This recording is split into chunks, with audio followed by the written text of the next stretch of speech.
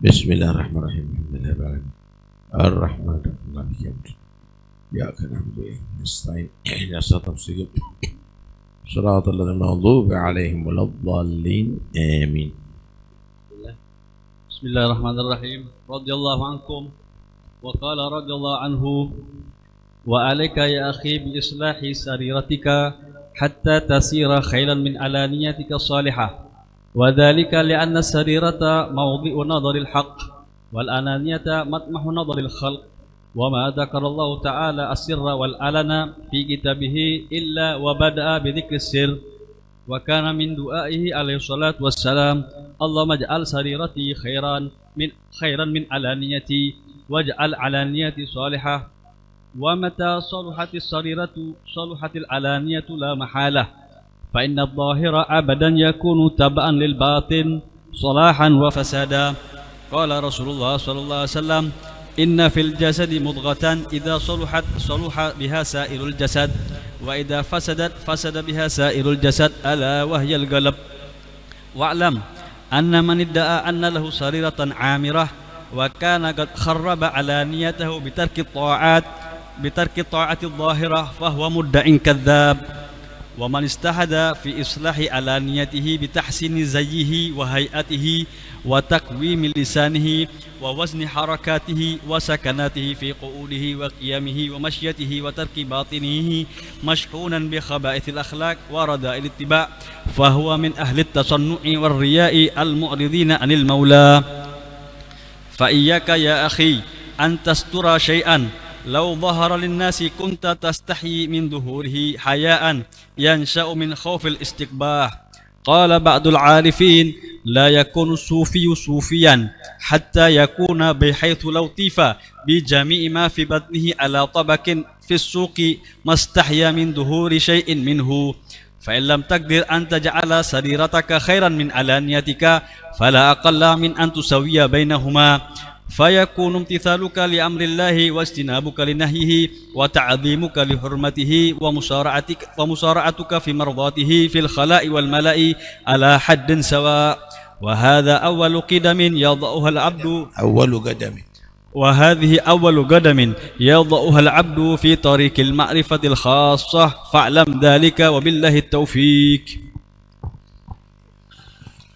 بسم الله والحمد لله wassalatu wassalamu ala rasulillah Sayyidina Maulana Muhammad bin Abdullah wa ala alihi wa sahbihi wa man wala amma ba'd. Qala qutbul irsyad wa lughat al-ibad wal bilad al-habib Abdullah bin al-Haddad radhiyallahu anhu wa nafa'ana bihi wa bi'ana fid darain amin. Fasl alayka ya akhi bi islahi sariratik hatta tasira khairan min alaniyatika salihah. Dan hendaknya kamu, wahai saudaraku, selalu melazimi memperbaiki hati kamu, sehingga hati kamu menjadi lebih baik daripada zahir kamu yang baik. Zahir baik, hati lebih baik. Misal, zahirnya sholat, hatinya penuh dengan khusyuk.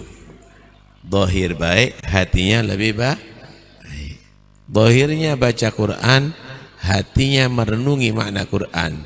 Zahir baik, hatinya lebih baik. Kamu jadikanlah fokus untuk memperbaiki hati kamu sehingga hati itu lebih baik daripada zahir kamu yang soleh. Kenapa? Kok lebih fokus ke hati? Wadzalika li'anna sarirata mawdi'u nadharil haq. Ya, karena hati itu adalah yang dipandang oleh Allah Subhanahu wa taala. Wal alaniyah matmahu nadharil khalaq. Adapun yang zahir adalah yang dinilai oleh manusia. Kalau manusia itu menilai wajahnya cantik, kulitnya putih, amalnya bagus, perbuatannya bagus, tapi yang dipandang oleh Allah yang dinilai adalah hatinya. Hatinya benar enggak? Badannya di masjid, tapi hatinya mikir yang di pasar. Badannya sholat, tapi hatinya mikir perempuan. Mulutnya baca Quran, tapi hatinya ingin dipuji sama orang. Makhluk menilai dohir, tapi Allah menilai hati. Nah, disinilah kamu harus betul-betul lebih memperhatikan hati daripada amal dohir. Wa ma dzakarallahu as-sirra wal 'alan fi kitabi illa wa bada bi dzikri sir. Allah itu tidak memulai dalam Al-Quran antara hati dan antara zahir kecuali dimulai dengan hati. Kenapa? Karena lebih penting. Coba itu anak kecil dirapikan itu panitia anak kecil yang ada di luar itu, suruh jangan main di situ ya. Jadinya anaknya ganggu.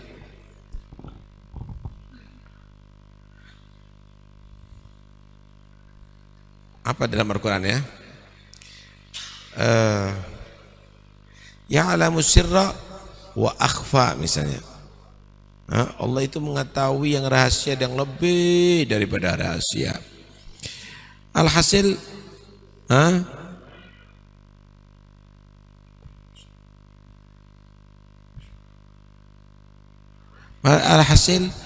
tidak ada sebutan hati dan zahir kecuali Allah menyebutkan yang hati dulu sebelum zahir. Karena memang hati ini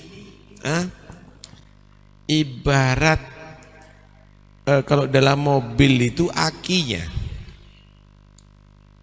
Ketika aki tadi itu adalah penuh, bagus, mobil di starter, hidup semuanya Pak. Tapi ketika aki tadi itu drop, nggak jalan-jalan.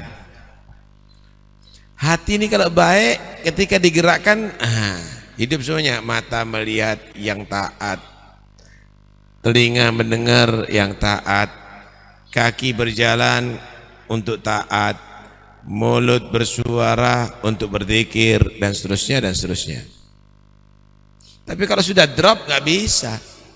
Afdhalul dzikri itu langsung. Majelis taklim, subhanallah, bangun tidur langsung ngantuk saudara. Kalau sudah ya Rabbana tarafna baru melek. Pulang di rumah main kartu sampai jam 2. Kenapa? Drop hatinya. Disinilah kamu harus selalu mensterek hati kamu, sehingga ketika hati kamu itu adalah baik, bekerja itu akan mengajak seluruh badan kamu untuk berbuat baik. Lihat doanya Nabi SAW.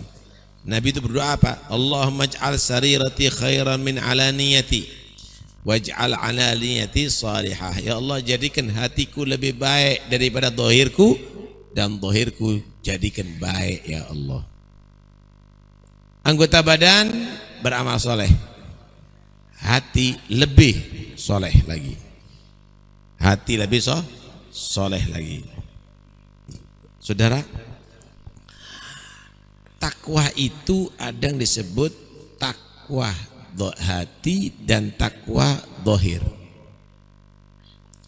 Lihat firman Allah, wa man yu'azzim sya'airallah fa innaha min taqwal qulub. Siapa orang yang mengagungkan syiar Allah, maka sesungguhnya mengagungkan syiar Allah adalah bagian daripada takwa hati. Anda masuk masjid ini satu bentuk takwa kepada Allah. Tapi nilainya yang masuk masjid ini berbeda. Ada yang masuk masjid asal-asalan, duduk ada di sini biasa. Tapi ketika dia tadi itu masuk masjid dengan baca doa, mendahulukan kaki kanan, kemudian nadar untuk i'tikaf, kemudian sholat tahiyatul masjid, kemudian niat i'tikaf wajib.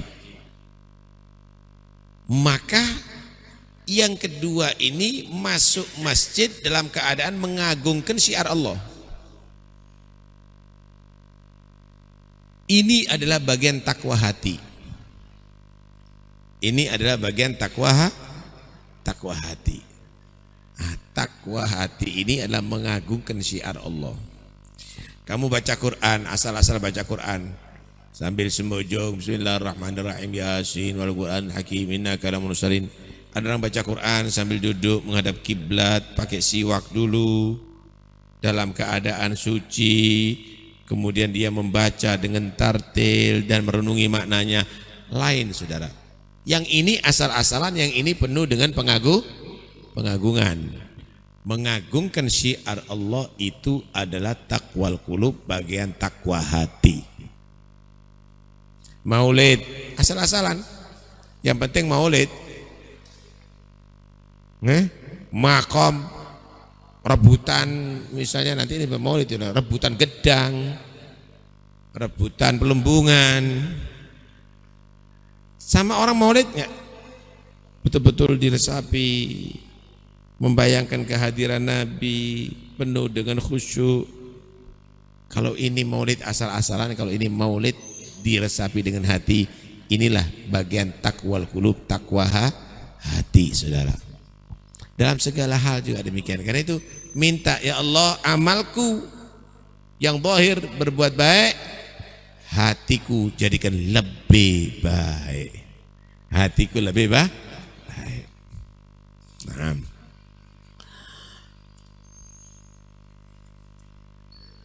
Kapan hati itu baik, maka akan mengajak badan zahir ini akan menjadi baik.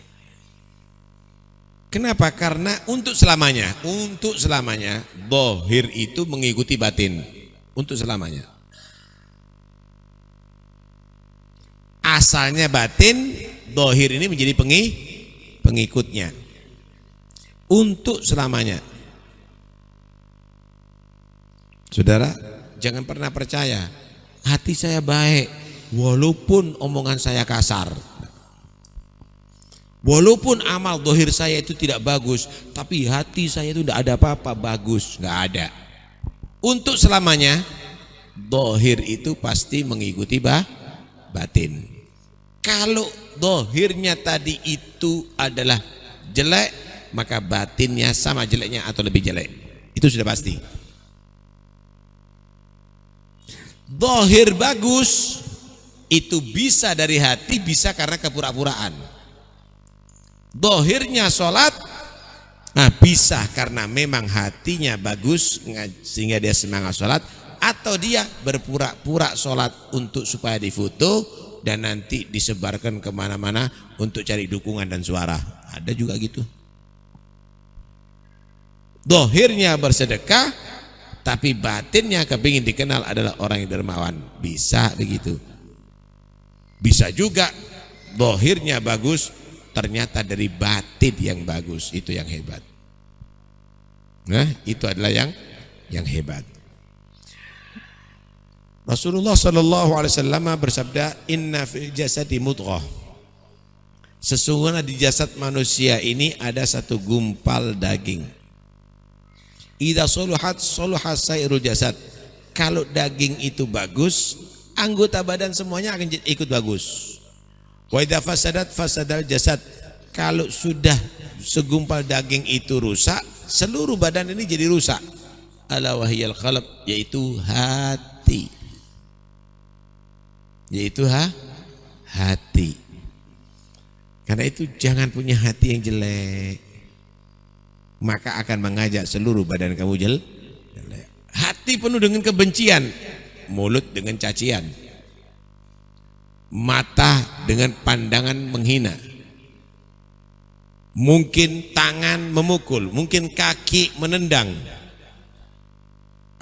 Ini adalah karena hati penuh dengan kebencian. Karena itu Allah mensifatkan orang-orang kafir itu qad badatil baghdha'u min afwahihim wa ma tukhfi sudurum akbar.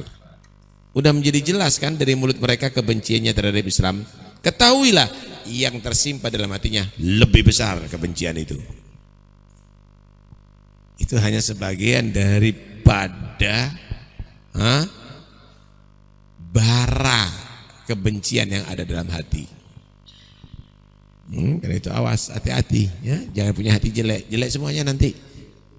Yang kamu tulis jelek, yang kamu ucapkan jelek, yang kamu perbuat jelek. Kenapa? Hatinya jelek. Hatinya jelek. Wa'lam, ketahuilah, anna man idda'a anna lahu sariratan amiratan wa kana qad kharraba ala niyatihi bi tarki ta'ati adh-dhahira fa huwa mudda'in kadzdzab. Ketahuilah, siapa orang yang mengaku dia punya hati bagus tapi telah betul-betul berantakan dan hancur dohirnya dengan meninggalkan perbuatan taat dan melakukan perbuatan maksiat, ketahuilah bahwa dia adalah pengaku yang sangat bohong, pembohong dalam pengakuannya. Bohong dah, jangan percaya. Jangan percaya. Maksud saya itu adalah dalam rangka membela diri. Dalam rangka membela diri. Lebih baik saya mengaku salah, saya beristighfar, astagfirullahaladzim, saya minta dimaafkan. Khalas. Anda gentle dan akan diampuni dosanya oleh Allah. Tapi ketika maksud saya, tujuan saya sebenarnya itu mudda'in kadzdzab, orang itu adalah orang pengaku dan pembohong. Dia hanya ingin membela diri, membersihkan diri. Saudara, maaf ya, maaf. Saya mau tanya sama Anda. Kalau seandainya Anda buang air besar, Anda enggak cebok, Anda tutupi dengan minyak, kira-kira bisa hilang baunya? Kira-kira bisa tidak menjijikkan? Ya tetap menjijikkan, tetap bau, saudara. Seharusnya tidak demikian. Bersihkan baru dipakai minyak, sabun dipakai minyak misalnya. Maka Anda berubah, yang asalnya bau busuk menjadi wangi, yang asalnya menjijikkan menjadi harum, saudara. Begitulah juga dalam kesalahan. Jangan Anda tutup-tutupi, nggak akan bisa. Nggak akan bisa. Itu manusia ini sensitif, Pak. Jangan dianggap manusia ini buta semuanya, nggak punya hidung untuk mencium, nggak punya telinga untuk mendengar, nggak punya pikiran untuk berpikir. Yang kamu tulis, yang kamu perbuat, itu semuanya dilihat, didengarkan, dipikirkan. Jangan berkata kecuali yang baik. Kalau enggak, diem. Jangan menulis kecuali yang baik. Kalau enggak, diem tangannya. Man kana yu'minu billahi wal yawmil akhir falyaqul khairan aw liyasmut. Dengarkan baik-baik. Yang haram diucapkan itu haram ditulis. Anda menggibah haram apa enggak? Anda menulis gibah juga haram. Anda mengadu domba haram. Anda menulis untuk mengadu domba ya haram. Anda menjelek-jelekkan haram. Anda mencaci haram. Anda menulis cacian itu juga haram. Ingat baik-baik, yang haram diucapkan itu haram ditulis. Itu haram ditulis. Sama dengan yang haram dilihat itu haram dipegang. Haram melihat perempuan, oh saya merem tapi saya pegang. Orang yang buta megang. Paham nih ya? Itu satu kaidah begitu ya. Satu kaidah begitu. Karena itu ya ikhwani, awas, hati-hati. Jangan punya hati yang tidak baik, karena itu akan mengajak seluruh anggota badan kamu tidak baik. Wa man istahada fi islahi ala niyatihi bi tahsini ziyhi wa hay'atihi, bi tahsini ziyhi wa hay'atihi wa taqwimi lisanihi wa wazni harakatihi wa sakanatihi fi qu'udihi wa qiyamihi wa mishyatihi wa taraka batinahu mashhunan bi khabaitil akhlaq wa radil tiba' fa huwa min ahli at-tasannu'i war riya' al-mu'ridin 'anil maula. Siapa orang yang dia tadi itu betul-betul menjaga zahirnya, pakaiannya rapi, gerak-geriknya teratur, duduknya wah bagus, bentuknya tawadhu, kadang-kadang agak miring. Ceramahnya, kata-katanya indah, kadang-kadang dibuat sedikit gemeter supaya kelihatan bahwa dia adalah ahlul khosyah. Bahkan kadang-kadang jalannya dibuat-buat, maka ketahuilah orang itu adalah orang ahli riya. Paham ya? Membiarkan hatinya kotor tapi zahirnya teratur, itu berarti ahlul riya. Kadang-kadang kelakuannya seperti orang bodoh, saudara. Kalau sudah sendiri, besok ada acara besar itu, saya nanti akan berjalannya model begini. Kadang-kadang di atas kaca, saya ketika ceramah akan begini. Ini adalah satu bentuk kebodohan, kekanak-kanaan sebenarnya.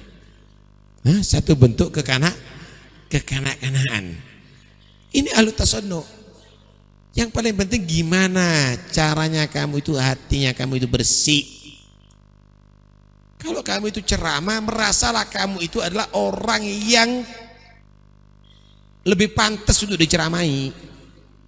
Kalau di situ diterangkan bahwa penyakit-penyakit hati, merasalah kamu, hati kamu itu penuh dengan penyakit itu. Jangan kamu merasa suci. Karena itu saudara, kita ini perlu guru, perlu murabbi, perlu orang yang ingatkan kita. Ya, kita kan nggak gitu. Perlu orang yang mendukung kita, perlu orang yang memuji kita, perlu orang yang menyanjung-nyanjung kita. Tapi sebenarnya itu adalah racun-racun yang masuk ke tubuh Anda. Ya, racun-racun masuk dalam pikiran dan hati Anda. Ada satu hadis Nabi mengatakan begini, la an yamshiya ahadukum ila akhihi bisayfin murhaf khairun lahu min an ya'tiya ila akhihi wa huwa yuthni alaih aw wa huwa yuthni baina yadayh. Ada seseorang datang kepada saudaranya membawa pedang yang terhunus untuk dibunuh, untuk dilukai. Itu masih lebih ringan bahayanya daripada orang yang datang kepada saudaranya membawa puji-pujian. Kenapa? Karena ini akan menggagalkan amal, saudara. Ini akan menggagalkan amal. Coba masuk tengah. Yang baru datang masuk tengah, ini kosong. Nah, jadi jangan duduk ada di samping di pintu situ aja, akhirnya tengahnya kosong. Masuk tengah. Pak, masuk tengah, berdiri. Ayo. Ya. Usahakan tidak ada di pintu ya. Kalau masih tengah itu masih kosong, ke tengah itu. Biar tidak menghalangi orang masuk dalam masjid. Ada satu juga hadis Nabi menyatakan begini. Ada satu orang ya muji temannya di hadapan Rasulullah. Pujian yang sangat tinggi. Dia begini ya Rasulullah, dia begitu ya Rasulullah, dia begitu Rasulullah. Lihat sama Nabi. Asna rajulun baina yaday Rasulillah sallallahu alaihi wasallam akhahu. Fabaghala fi thana alaih. Dia muji. Kemudian faqala Nabi sallallahu alaihi wasallam laqad qata'ta unuga sahibika aw unuga akhika biduni sikin law sami'aha ma aflah. Benar-benar kamu telah menyembelih leher saudaranya kamu dengan tanpa pisau. Kalau seandainya dia tahu pujian kamu, dia enggak akan menjadi orang beruntung. Yang asalnya ikhlas jadi ujub, jadi riya ini. Kalau sudah begitu. Jangan pernah percaya Pak, orang yang muji tapi enggak ada itu pujian yang layak bagi Anda. Jangan pernah percaya. Karena itu pada hakikatnya adalah ainudzam. Itu adalah inti penghinaan. Inti penghinaan. Mau percaya Pak, kalau Anda dikatakan Masya Allah kentutnya kamu baunya harum seperti minyak misik, itu penghinaan. Kalau kamu dikatakan al-allamah, al-imam, al-kohol, al-England misalnya, itu saudara penghinaan. Kalau kamu tidak seperti itu, ya, karena itu jangan pernah percaya dengan pujian. Ya, siapapun orangnya akan rusak nanti hatinya loh. Kecuali kalau orang mukmin. Orang mukmin itu idza mudihal mu'minu rabal imanu fi qalbih. Kalau orang mukmin itu dipuji, iman ini semakin berkembang ada di hati. Iman ini akan semakin berkembang ada di hati. Di antara mereka ada dipuji. Ini loh orang yang sholatnya setiap harinya 1000 rakaat. Astagfirullah, astagfirullah. Saya masih 500 rakaat, orang kok husnudzon seperti itu. Gak boleh saya kurang daripada 1000 karena orang menyangka aku baik.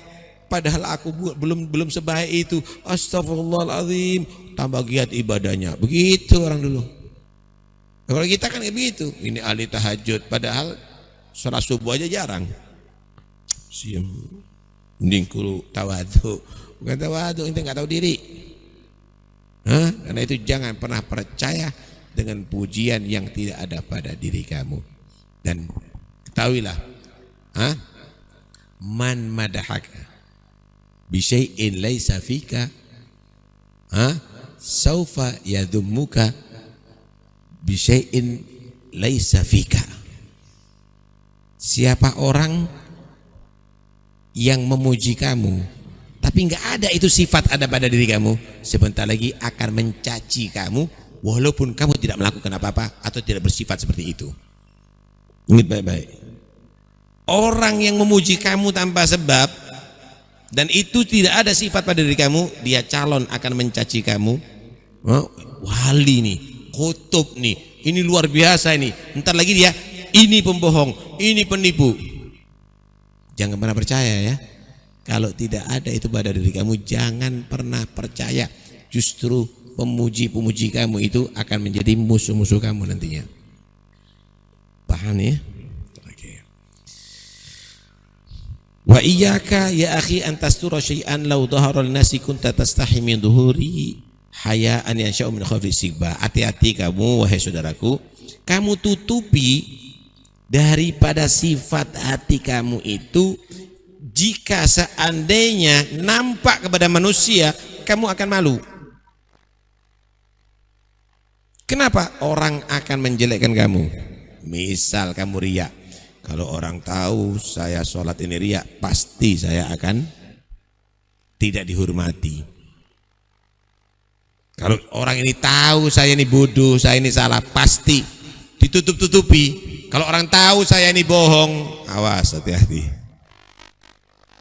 Jangan kamu tadi itu punya sifat, seandainya sifat itu ditampakkan oleh Allah kepada manusia, kamu akan malu.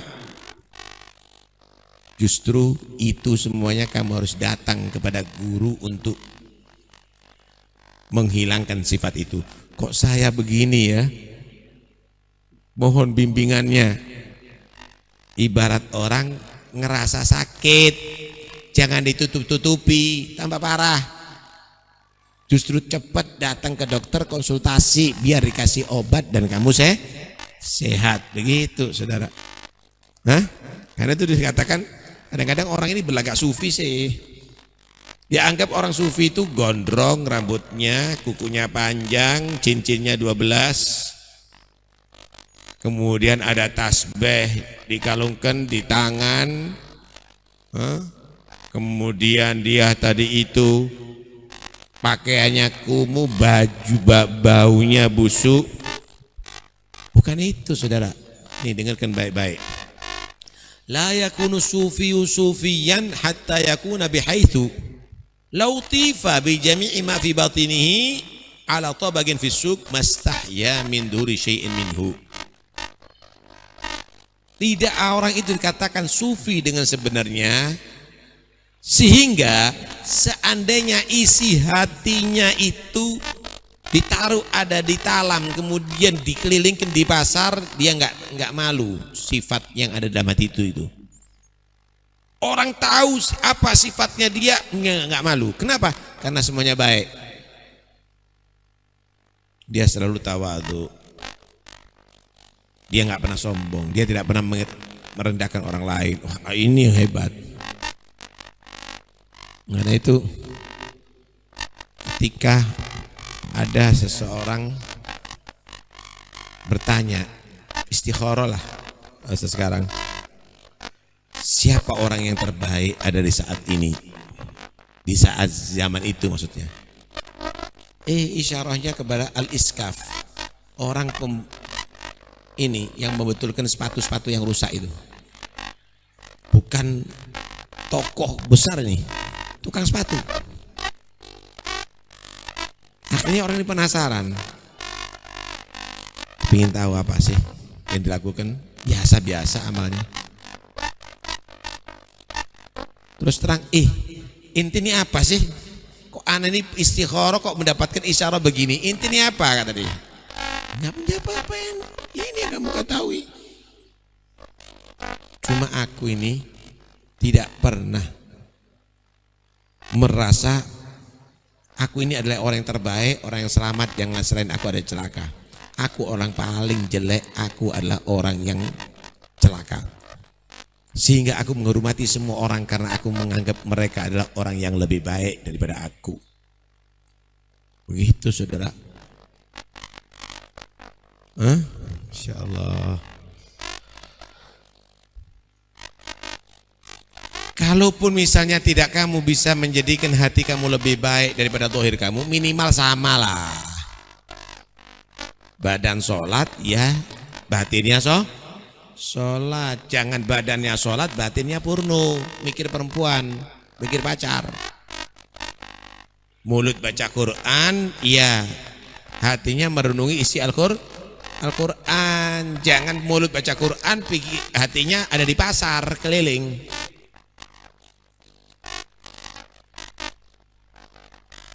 Karena itu jadikan itu semuanya minimal adalah sama. Sehingga kamu tadi itu taat kepada Allah, meninggalkan maksiat yang dilarang oleh Allah, mengagungkan terhadap syiar-syiar Allah. Mungkin kamu tadi itu membantu yang lainnya dan lain-lainnya. Itu semuanya adalah karena gerakan hati kamu, dan disitulah akhirnya kamu menjadi orang yang beruntung, dan dari amalan itu zahir batin yang bagus akan menghantarkan kamu kepada keberuntungan sehingga kamu diberikan ma'rifah kepada Allah Subhanahu wa taala. Wallahu a'lam. Adzan, fadhal. Pertanyaannya cuma 3 karena saya ada acara, ya. Pertanyaannya sebentar lagi ada acara di Pasuruan siang. Fadhal. Adzan. Silakan, ada yang perlu ditanyakan bisa diangkat kepalanya dulu. Saudara, angkat kepala, angkat tangan. Assalamualaikum warahmatullahi wabarakatuh. Assalamualaikum. Yang saya tanyakan satu, Habib, saya punya ipar kebetulan tidak menutup aurat. Nah, sedangkan mertua saya masih lengkap, laki-laki perempuan. Apa? Masih lengkap. Mertuanya ya, mertua masih lengkap. Kebetulan kami dan istri sudah rumah sendiri tapi di belakangnya. Yang saya tanyakan, kewajiban kami selaku ipar apa saja, Habib, ke ponakan atau saudara ipar istri. Yang kedua, Habib, ngapunten, saya ini dulu was-was sampai sekarang. Anak saya misalnya main ke tempat-tempat yang kotor, misalnya tempat sampah. Nah, itu kadang kita merasa was-was, itu najis apa enggak. Ya mohon maaf, kadang kita pun bersalaman dengan orang yang kumuh. Maaf, bukan bermaksud kita ini merendahkan orang lain, tapi ketika kita mau bersalaman atau berjabat tangan takut itu najis apa enggak. Nah, itu bagaimana solusinya, Bib? Terima kasih. Assalamualaikum warahmatullahi wabarakatuh. Setiap Anda melihat kemungkaran, maka laksanakan kewajibannya nahi mungkar. Nahi mungkar itu bukan berarti sekali dilarang kemudian gugur yang lainnya. Setiap orang itu misalnya nggak sholat, ingatkan sholat, ayo sholat gitu. laksanakan tugas Anda. Tapi bukan karena dakwahnya kamu orang itu akan jadi baik, itu hanya Allah memberi hidayat atau tidak. Nabi itu juga berdakwah kepada Abu Jahal enggak jadi mukmin, kepada Abu Lahab enggak mukmin. Itu hanya Allah itu memberi hidayat dan tidak. Tapi laksanakan aja tugas, tetap aja. Kau tak berikan kerudung ya, atau istrinya kamu suruh ngomong tak berikan kerudung ya, nanti pakai kerudung. Kau tambah cantik loh kalau pakai kerudung misalnya. Lumayan ini harganya mahal. Alhasil mungkin kalau enggak risih kalau buka aurat kalau keluar. Nah, sayang kenapa enggak kamu jadi contoh aja jadi dari teman-teman kamu dan seterusnya. Nanti itu apa Allah membuka hati dia atau tidak itu hanya Allah. Tapi yang jelas laksanakan sebagai tugas kamu. Paham ya? Semua selain yang dinas najis, babi, anjing, kotoran, darah, itu semuanya, semua selain yang ada nas ketentuan itu adalah najis, itu hukumnya asalnya suci. Tanah di jalan suci, baju suci, anggota badan manusia suci, semuanya suci. Kecuali kalau kena najis. Kalau sudah jelas kena najis, hukumnya jadi mutanajis, harus disucikan, baru akan suci kembali. Ini tanah najis apa enggak? Ada enggak najisnya? Kamu tahu enggak? Enggak. Orang lain semuanya enggak tahu, enggak. Ini berarti suci. Iya berarti suci. Ini tangannya orang ini kena najis semuanya. Asalnya apa itu? Suci. Belum tentu yang kotor itu najis gitu. Belum tentu yang kotor itu najis. Karena itu jangan percaya kalau ada menyatakan ini najis apa enggak. Kalau enggak kelihatan najisnya berarti apa? Suci. Kecuali babi najis apa enggak? Ya stres orang itu saudara. Kotoran najis apa enggak? Ya stres. Jadi selain yang ada nas najisnya itu adalah suci, kecuali kalau terkena saya ragu apakah terkena apa enggak, ya berarti apa? Suci, jangan mau dibohongi. Akhirnya tidak ada hujan, tidak ada banjir, cincin cinjit, takut kena najisnya, jangan dong. Nah, jangan, bukan itu ajaran Islam. Ya, bukan itu ajaran Islam. Paham ya? Pertanyaan kedua. Tolong, mic-nya kasih. 3 pertanyaan ya, karena saya ada acara di Pasuruan, ada tahlil. Assalamualaikum warahmatullahi wabarakatuh. Salam. Izin bertanya, Beb. Sebelum bertanya, ana doakan antum sekeluarga senantiasa diberikan perlindungan, sehat walafiat, tawil umur, wa husnul khotimah, Beb. Amin. Ada 2 pertanyaan, Beb. Ini ada sebuah masjid yang mempunyai HP yang tergolong sangat mahal. Ini biasa digunakan untuk dia meliput atau mensiarkan di masjid tersebut. Ini di lain waktu HP tersebut milik masjid A digunakan untuk siar ke masjid B. Sedangkan untuk satu akun, linknya satu akun, apakah itu diperbolehkan milik masjid A disiarkan kepada masjid lainnya? Ini yang pertama. Yang kedua, apakah diperbolehkan dalam syariat seorang pria yang pernah kejadian menikah dengan seorang wanita kembar siam, jadi dia punya 2 kepala yang dia itu sangat normal kedua-duanya. Jadi apabila ya sangat normal seperti wanita normal kedua-duanya, untuk wanita kembar siam dempet kepala itu sangat normal.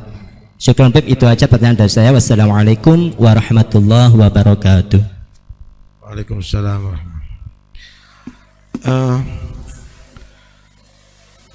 masjid punya duit untuk dibuat membeli kamera untuk dakwahnya misalnya, atau gampangannya masjid mempunyai salon untuk adzan, bacaan Quran dan lainnya. Bolehkah digunakan oleh masjid lain? Kan gitu ya. Kalau memang itu adalah sedekah jariah untuk seluruh masjid, nggak ada masalah. Tapi kalau sedekah jariah untuk masjid ini, ya untuk masjid ini udah ditentukan itu. Paham nih ya? Nah, karena itu tergantung pengumpulan dananya. Ayo kita kumpulkan dana, kita membeli sound untuk pengajian seluruh masjid. Ya nggak apa-apa, pindah-pindah. Kita buat kamera untuk kebutuhan syiar seluruh masjid atau 2 masjid atau 3 masjid, nggak ada masalah. Nggak ada masalah. Tapi kalau dimiliki masjid tertentu, ya jangan dibuat masjid yang lainnya. Paham nih ya? Karena itu ada beberapa hal yang kadang-kadang kita ini lalai, akhirnya kebingungan nantinya. Misal saya mewakafkan karpet atau babut, jangan Pak, nanti 10 tahun yang berikutnya ini nggak bisa dijual.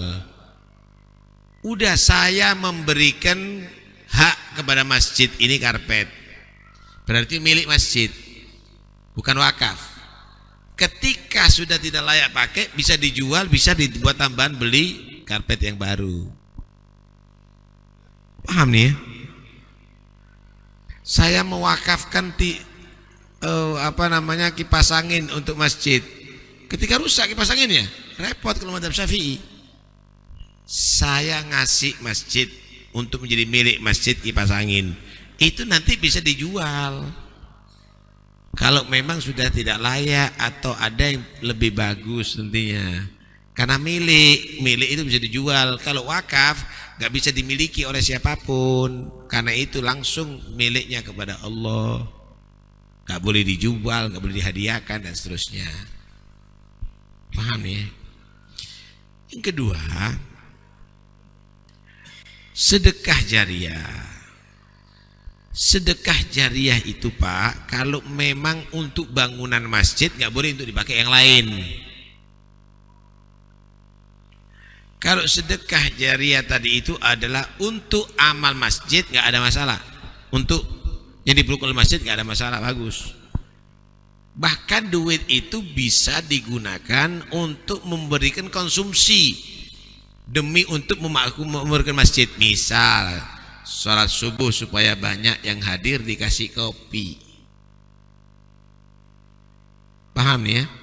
Nah, sehingga banyak yang hadir, nggak ada masalah, bagus. Nggak ada bagus. Cuma untuk kemakmuran masjid, bukan nanti masjid mengadakan acara maulutan, ada di luar sana di teras, kemudian datangkan ulama kasih untuk amplopnya atau yang lainnya, nggak bisa. Kemakmuran masjid gitu, yang berkaitan dengan masjid, ya sholat Jumat, ya sholat berjamaah, ya iktikaf. Tapi kalau acara-acara saya biasanya saya tanya, kalau ada dikasih amplop itu saya tanya, ini duit masjid ini? Iya Beb, saya kembalikan. Oh ini bukan, duitnya siapa? Pribadi atau memang panitia? Nggak ada masalah kalau memang dikasih itu. Tapi kalau masjid saya kok nggak bisa menerima gitu. Nah, urusan fikih bagaimana? Nah, itu perlu dibahas. Apakah itu termasuk bagian memakmurkan masjid, acara-acara itu? Dan seterusnya dan seterusnya. Ya. Yang berikutnya apa? Oh, kalau ini kita berbicara masalah fikih ya. Apakah orang itu dianggap 2 orang atau 1 orang gitu ya kan? Jantungnya 1, paru-parunya 2. Hah?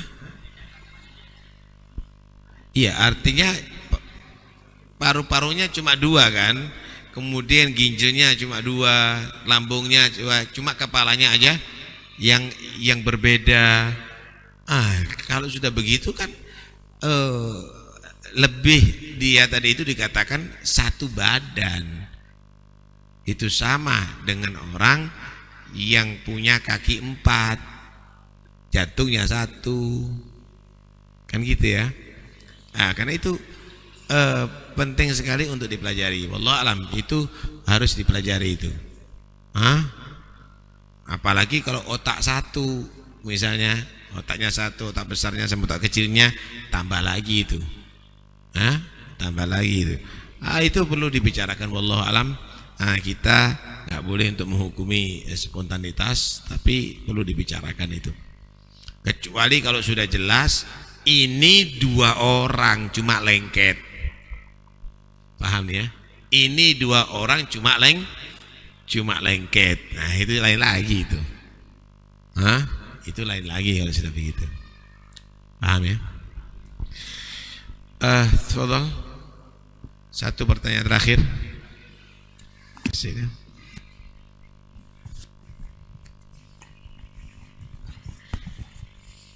Assalamualaikum warahmatullahi wabarakatuh. Izin bertanya, Bib. Saya sebagai pemuda Islam ingin beristiqomah tapi selalu gagal dalam melakukannya, hanya karena gara-gara hawa nafsu.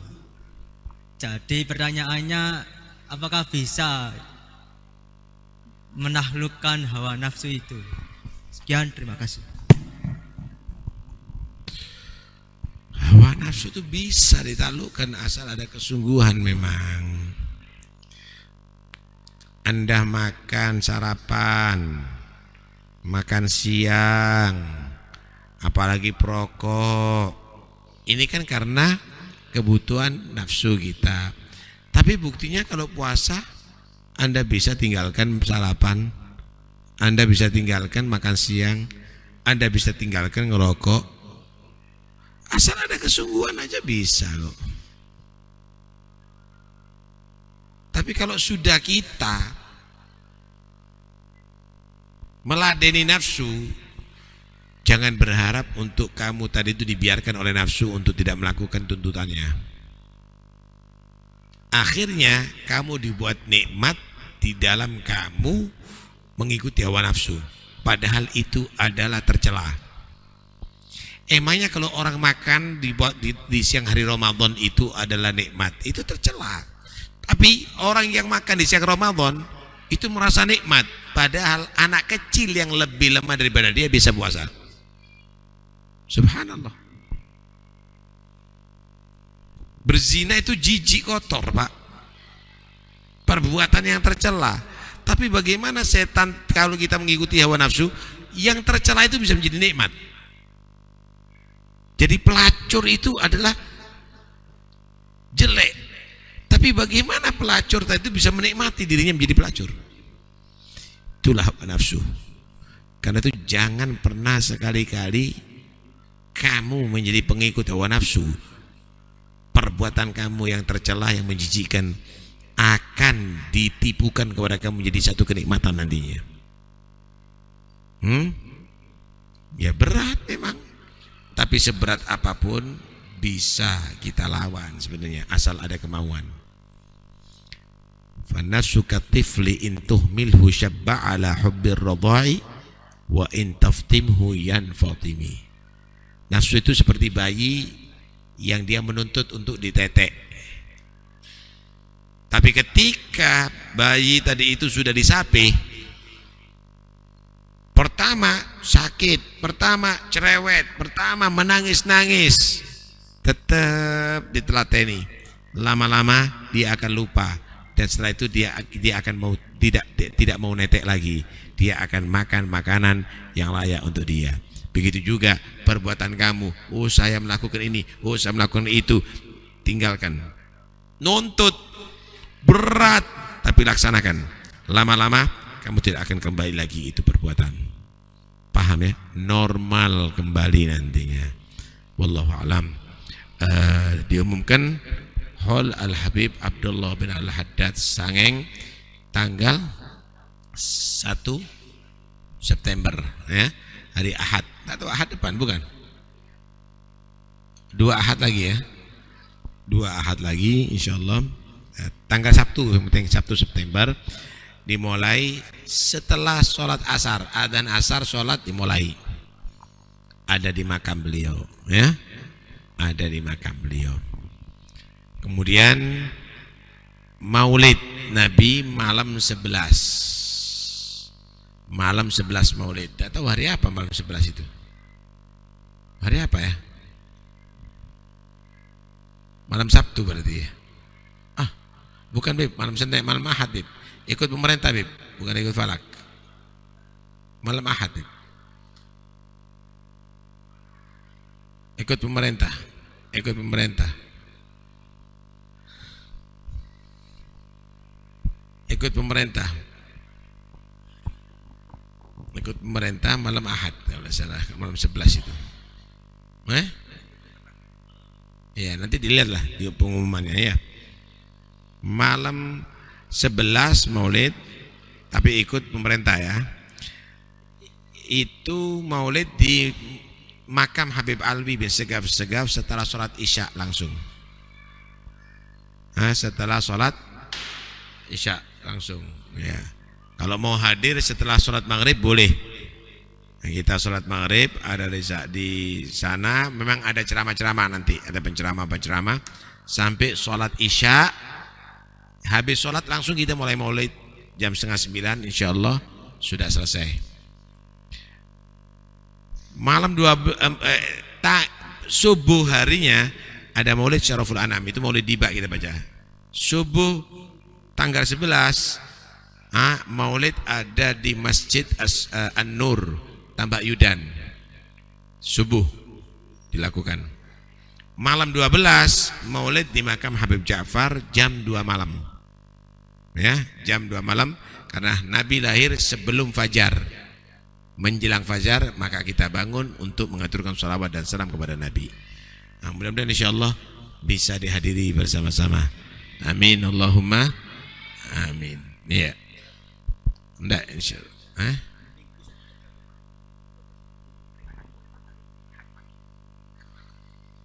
Malam Senin. Iya, malam Senin kan. Ahad malam Senin itu kalau enggak salah itu. Enggak Beb. Kolnya Kiai Hamid itu tanggal 9.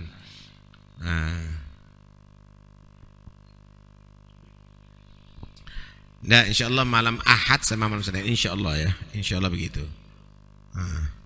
Wallahu a'lam. La ilaha illallah al-mawjud fi kulli zaman.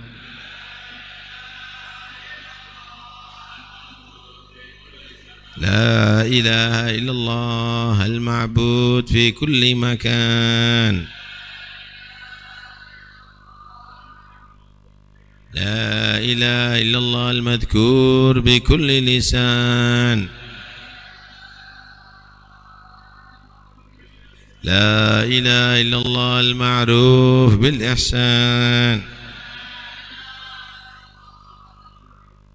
لا إله إلا الله كل يوم هو في شان.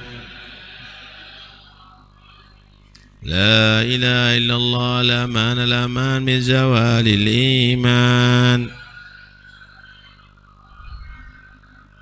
ومن فتنة الشيطان. يا قديم الإحسان كم لك علينا من إحسان. لسانك القديم يا حنان يا منان يا رحيم يا رحمن يا غفور يا غفار اغفر لنا وارحمنا وأنت خير الراحمين. صلى الله على سيدنا محمد. الحمد لله رب العالمين. اللهم اهدنا فيمن هديت وعافنا فيمن عافيت وتولنا فيمن توليت وبارك لنا فيما أعطيت وقنا شر ما قضيت فإنك تقضي ولا يقضى عليك فإنه لا يعز من عاديت تبارك فلك الحمد على نستغفرك ونتوب إليك صلى الله على سيدنا محمد وسلم الحمد لله رب العالمين يا ربنا